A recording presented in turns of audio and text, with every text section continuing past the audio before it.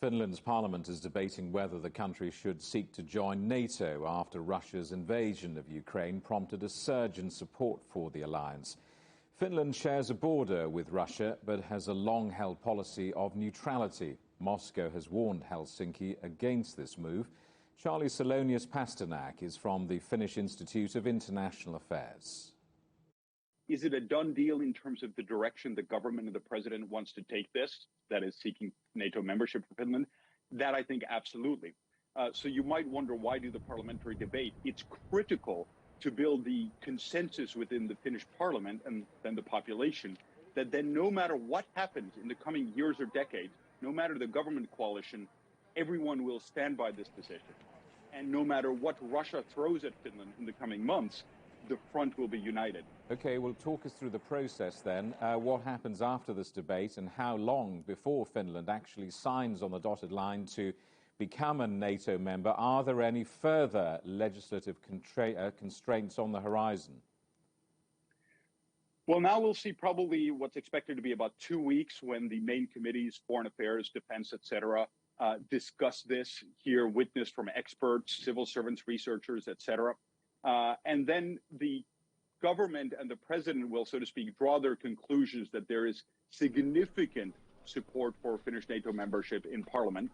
And then the government will propose, the president will say yes, and then there's an exchange back and forth of letters of intent with NATO and so on. Summa summarum, the hope is that then by end of June, when the NATO summit is held in Madrid, Finland would have gone through the quick negotiations with NATO and could kind of enter NATO's gates as a prospective member. Of course, after the NATO summit, all the NATO members, the current ones, would need to formally in their parliaments accept Finland. And hopefully, may I add, Sweden too at the same time.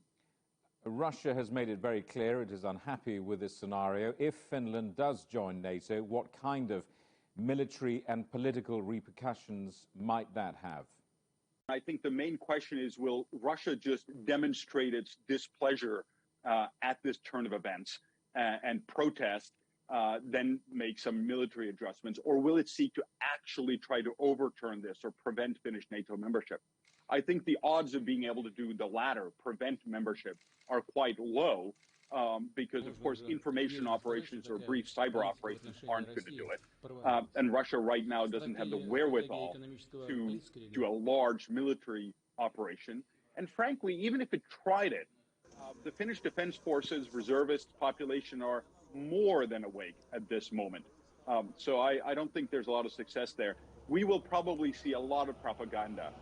Threats about the use of nuclear weapons, cyber operations, maybe even use of some refugees being pushed across the border. But I don't think any of this, in the long run, in the end, will make a dent in this path of Finland and, again, hopefully Sweden joining NATO. And Russia will just have to deal with it. So Finland's supportive of the idea of joining NATO. Sweden seems to be somewhat more cautious. Why is that? In short, it's probably what they view as 200 years of no war, neutrality, and that this has served them well.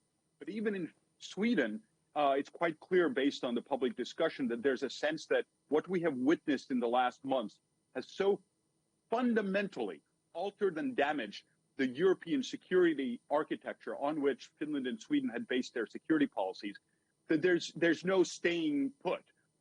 You have to move forward. And the only logical way, the way to maximize security, is to join NATO.